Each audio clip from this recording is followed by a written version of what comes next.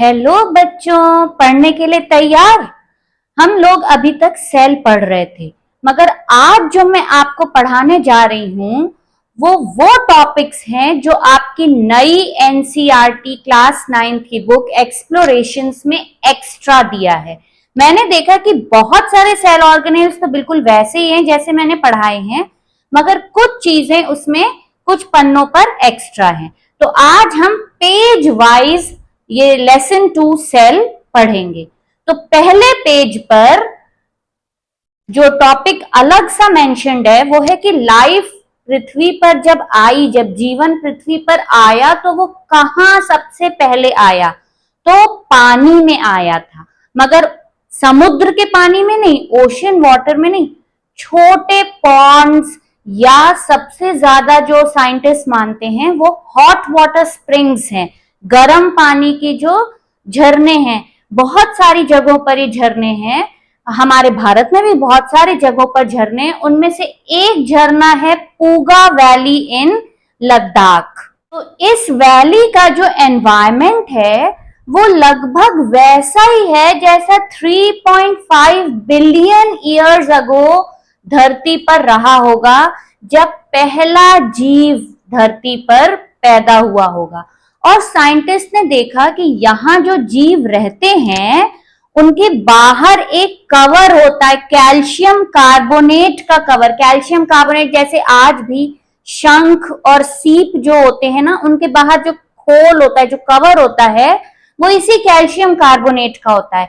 तो ये calcium carbonate का कवर इन छोटे छोटे जो जीव थे उस समय जो हुए थे उनको प्रोटेक्ट करता होगा बाहर के एनवायरमेंट से। और ऐसे ऑर्गेनिजम्स का नाम भी मेंशन्ड है, इनको कहते हैं थर्मोफाइल्स। थर्मो मतलब गर्म जगह, थर्मोमीटर, टेम्परेचर है ना, तो इनको, इन जीवों को, इन ऑर्गेनिजम्स को कहा जाता है थर्मोफाइल्स। तो ये पेज 1 पर एक्स्ट्रा टॉपिक था। अब हम चलते हैं पेज 2 पर। पेज 2 पर बताया गया है कि हमारी आंखें कितना देख सकती हैं। तो ये इसको बोलते हैं लिमिट ऑफ रेजोल्यूशन। हमारी आंखें कितना छोटा देख सकती हैं वो बताता है ये लिमिट ऑफ रेजोल्यूशन। अगर आप 25 सेंटीमीटर, मान लो ये एक पेपर है, इससे 25 सेंटीमीटर की डिस्टेंस पर कोई खड़ा है, ये डिस्टेंस जो है वो 25 सेंटीमीटर है, ठीक है। और हम इस पेपर पर 2 डॉट्स बनाएं, मान लो एक ये डॉट बनी, एक ये डॉट बनी, और इन डॉट्स को हम ध्यान से देखते हुए आगे पीछे हों, तो आगे पीछे होने पर हमको ये डॉट्स दिखेंगी। तो 25 सेंटीमीटर जो है ये हमारा नियर पॉइंट है। हमारी आंख यहां तक अच्छे से एक हेल्दी आई देख सकती है। अगर इन 2 पॉइंट्स के बीच की डिस्टेंस 0.1 mm है, अगर इन दोनों पॉइंट के बीच की जो डिस्टेंस है, जो दूरी है, दोनों पॉइंट जो बनाए हैं वो 0.1 mm है, तो वो हमको सेपरेट दिखेंगे। अगर इससे कम है तो वो लगेगा कि एक ही पॉइंट है। तो यही है ह्यूमन आई की लिमिट ऑफ रेजोल्यूशन। पेज 3 पर जो नई चीज दी है वो इलेक्ट्रॉन माइक्रोस्कोप के बारे में दिया है। रॉबर्ट हुक की लाइट माइक्रोस्कोप थी, उसमें जो लेंस था उस पर जब लाइट पड़ती थी तब चीजें मैग्नीफाई होती थी, मगर आजकल इलेक्ट्रॉन माइक्रोस्कोप यूज होता है। लाइट माइक्रोस्कोप आप अपने स्कूल के लैबोरेटरी में देख सकते हैं, जबकि electron microscope scientific research centres में होते हैं। ये बीम ऑफ इलेक्ट्रॉन्स को डालता है लाइट की जगह, तो चीजें ज्यादा मैग्नीफाई हो जाती हैं और हम तब चीजों को नैनोमीटर स्केल पर भी देख सकते हैं। 1 नैनोमीटर में 1 बिलियंथ मीटर होता है। बिलियन आप समझ सकते हैं, मिलियन के भी बाद आता है बिलियन, ये होता है 1 मिलियन, 10 लाख। अब हम इससे भी ऊपर चलें, ये होता है बच्चों 1 बिलियन। तो 1 नैनोमीटर किसके बराबर है? 1 बिलियंथ। इसको अगर हम 1 से डिवाइड करेंगे, उतना छोटा हम इलेक्ट्रॉन माइक्रोस्कोप से देख सकते हैं। 1 मिलीमीटर में 1000 म्यू एम होते हैं। ठीक है, तो इतना छोटा आप इलेक्ट्रॉन माइक्रोस्कोप से देख सकते हैं। तो ये तो बहुत अच्छी चीज है ना, हम लोग को सेल के अंदर कितने सारे ऑर्गेनेल्स इलेक्ट्रॉन माइक्रोस्कोप की वजह से ही देखने को मिले हैं। और लेंस कौन सा यूज होता है इनमें? Convex lens. कॉन्वेक्स लेंस का काम होता है मैग्निफिकेशन। ये आप लोग ने क्लास 8th में भी पढ़ा है कि कॉन्वेक्स लेंस चीजों को मैग्निफाई करता है। पेज 4 पे बच्चों जो टॉपिक दिया है वो है सेल मेम्ब्रेन। सेल मेम्ब्रेन वैसे तो हम लोग पढ़ चुके हैं, मगर उस सेल मेम्ब्रेन का स्ट्रक्चर दिया हुआ है वो, ये टॉपिक सेल मेम्ब्रेन का स्ट्रक्चर क्लास 11th का टॉपिक था जो अब क्लास 9th में डाला गया है। सिंपल है, इस स्ट्रक्चर का नाम है फ्लूइड मोज़ैक मॉडल। और सिंगर एंड निकोलसन ने, जो ये दो साइंटिस्ट थे सिंगर एंड निकोलसन, इन्होंने 1972 में ये मॉडल दिया था। इसमें इन्होंने कहा कि जो सेल मेम्ब्रेन है वो लिपिड्स और प्रोटीन से बनी। ये तो हम लोग पहले भी पढ़ चुके हैं, पुरानी बुक में यही था। न्यू बुक में उस मॉडल को एक्सप्लेन किया गया है। तो इसमें क्या कहा गया है, जो लिपिड की बाय लेयर है, बाय लेयर मतलब 2 लेयर, तो एक लिपिड की लेयर ये है, और जितने भी लिपिड हैं इनमें एक हेड है और एक टेल है। इस तरह से ये एक लेयर हो गई, और दूसरी लेयर नीचे है, इसमें भी एक हेड है और एक ऐसे टेल है। ठीक है, तो ये क्या हो गया? ये तो हो गया by layer of lipid.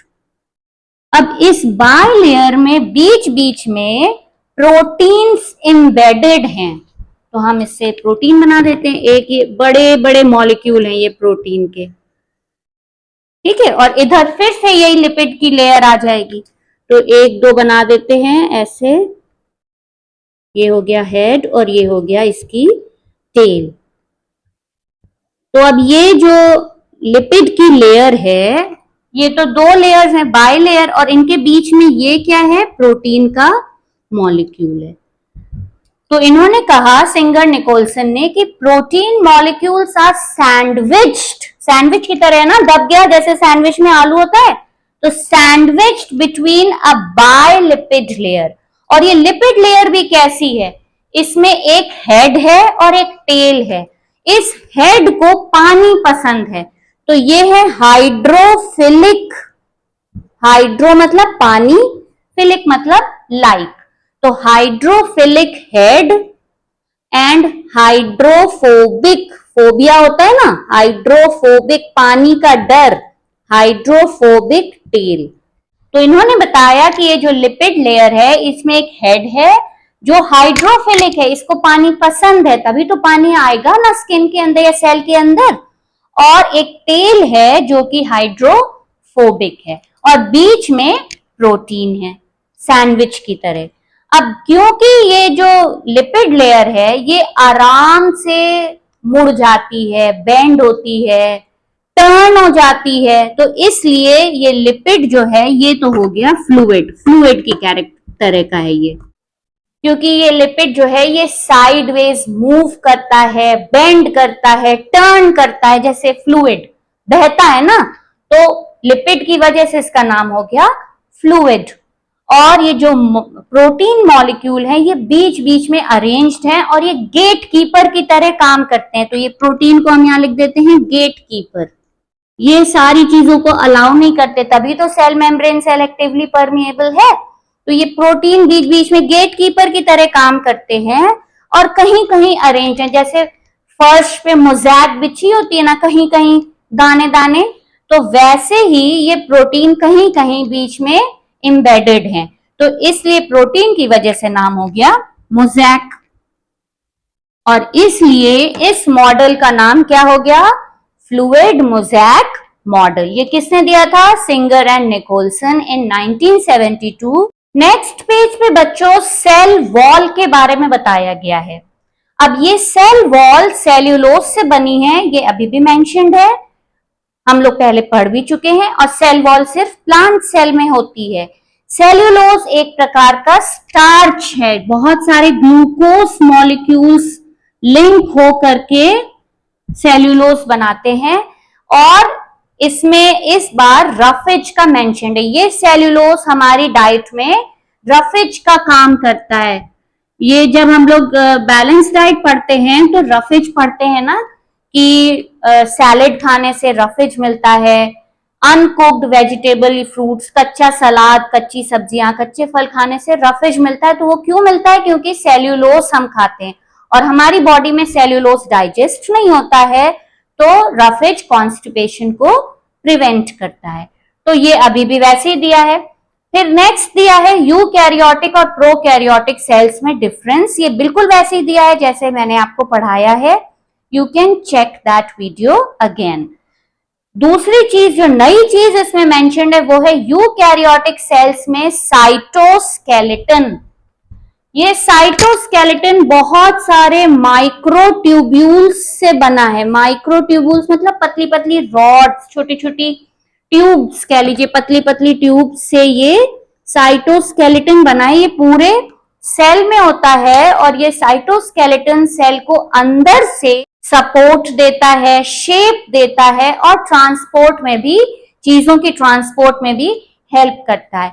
In cytoskeleton microtubules के अलावा साइटोप्लाज्म में स्टार्च भी होता है, in definitely in plant cells, and in some plant cells calcium oxalate crystals होते हैं। कभी आपने नाशपाती अगर खाई हो जो पकी नहीं होती है थोड़ा सा, तो उसका कुछ अलग सा टेस्ट होता है, मुंह में कुछ ग्रेन्स फील होते हैं, वो इन्हीं की वजह से होते हैं। जो हम लोग को कच्चा अमरूद देखिए, उसका स्वाद अलग होता है, पके हुए अमरूद का स्वाद अलग होता है। उसमें कैल्शियम ऑक्सलेट कच्चे वाले में ज्यादा होता है, तो हमको टेस्ट उसका पसंद नहीं आता। जैसे जैसे पकता है ये कैल्शियम ऑक्सलेट डिसॉल्व होता जाता है और हमको अमरूद का या पियर का, ऐसे फलों का टेस्ट पसंद आता है। तो ये ऐसे मॉलिक्यूल सेल इंक्लूजन में आते हैं, नॉन लिविंग थिंग्स हैं, ये भी हम लोग पहले पढ़ चुके हैं। Nucleus, endoplasmic reticulum, ribosomes, Golgi bodies, lysosomes, mitochondria, plastids, vacuole and cell division, जो मैंने आपको पढ़ाया है बिल्कुल वैसा ही आपकी न्यू एक्सप्लोरेशंस में दिया हुआ है। तो वो मैंने पहले ही न्यू बुक के अकॉर्डिंग ही पढ़ाया था। सबकी लिंक्स मैं डिस्क्रिप्शन में डाल दूंगी, आप चेक कर लीजिएगा। जो न्यू बुक है वो सेल कल्चर के भी बारे में बता रही है। सेल कल्चर एक नई टेक्निक है, इसको टिश्यू कल्चर भी कहते हैं, क्योंकि एक सिंगल सेल भी उगाया जाता है, कभी कभी ग्रुप ऑफ सेल्स, इसको टिश्यू कहते हैं, वो भी उगाया जाता है। तो सेल कल्चर या टिश्यू कल्चर के बारे में भी नई किताब आपकी बात करती है। ये न्यू एडवांसमेंट है। इसमें सेल, कोई भी प्लांट और एनिमल दोनों चीजें उग सकती हैं। दोनों तरीके के सेल्स को डेवलप किया जा सकता है आउटसाइड द ऑर्गेनिजम्स बॉडी। एक न्यूट्रिएंट रिच मीडियम लिया जाता है, एक कह लीजिए लैब में ही एक पेट्री डिश में वो सेल रखेंगे और उसमें एक न्यूट्रिएंट रिच मीडियम पहले से होगा। यूजुअली अगार अगार यूज होता है। एक न्यूट्रिएंट रिच मीडियम एक पेट्री डिश में लेते हैं और उसमें प्लांट, एनिमल, जिसका भी सेल आपको ग्रो करना है उसको डाल देते हैं। जब सेल को राइट अमाउंट में टेम्परेचर, करेक्ट कंडीशन, कुछ सेल को एसिडिक कंडीशन चाहिए होती है, कुछ को एल्कलाइन, वो मिलती है, प्रॉपर मॉइस्चर मिलता है, और स्टेराइल कंडीशन मतलब कोई भी बैक्टीरिया, फंगस या कोई ऐसा पैरासाइट अटैक उसमें नहीं होता है, तो सेल अच्छे से ग्रो करता है और डेवलप करता है। टिश्यू कल्चर से बहुत सारे प्लांट्स आपको, जितने डहेलिया, क्रिजैंथेमम आजकल बाजारों में मिलते हैं, जाड़ों में बहुत सस्ते, आप उसके छोटे छोटे पौधे ले सकते हैं। यूजुअली वो टिश्यू कल्चर से उनके वेरिएशंस डेवलप किए जाते हैं। तो ये सेल कल्चर एक नई टेक्निक है जो कि आपकी न्यू बुक में मेंशन्ड है। ये जो सेल कल्चर हमने पढ़ा, इसका यूज कहाँ है? इसका यूज होता है बायोकेमिकल्स बनाने में, इवन सम फूड टैबलेट्स बनाने में, medicine, new variety of plants बनाने में, और वैक्सीन्स भी इससे बनाई जाती हैं। तो कितना इंपॉर्टेंट हो गया सेल कल्चर। आपकी न्यू टेक्स्ट बुक एक साइंटिस्ट, इंडियन साइंटिस्ट जिनका नाम है अरुण कुमार शर्मा, उनके बारे में भी बताती है। इन्होंने प्लांट टैक्सोनॉमी, टैक्सोनॉमी मतलब हम प्लांट्स को नाम कैसे देते हैं, इस साल ये कोर्स में है। इजी है, बहुत मुश्किल नहीं है। We will study together plant taxonomy, plants evolve कैसे होते हैं, उनका evolution and development and study of chromosomes पर बहुत काम किया है। और इस काम के लिए इनको शांति स्वरूप भटनागर अवार्ड एंड पद्म भूषण से भी सम्मानित किया गया है। तो इन साइंटिस्ट के बारे में भी आपकी बुक में दिया हुआ है। एक बहुत ही इंपॉर्टेंट टॉपिक और इनफैक्ट लास्ट टॉपिक जो आपकी न्यू एनसीईआरटी एक्सप्लोरेशंस में दिया है वो सेल डिवीजन का पार्ट है कि अगर माइटोसिस में कुछ गड़बड़ हो गई, माइटोसिस सेल डिवीजन में कुछ गड़बड़ हो गई जिसमें एक सेल से दो सेल्स बनते हैं और हमारी ग्रोथ के लिए इंपॉर्टेंट होता है, तो क्या होगा।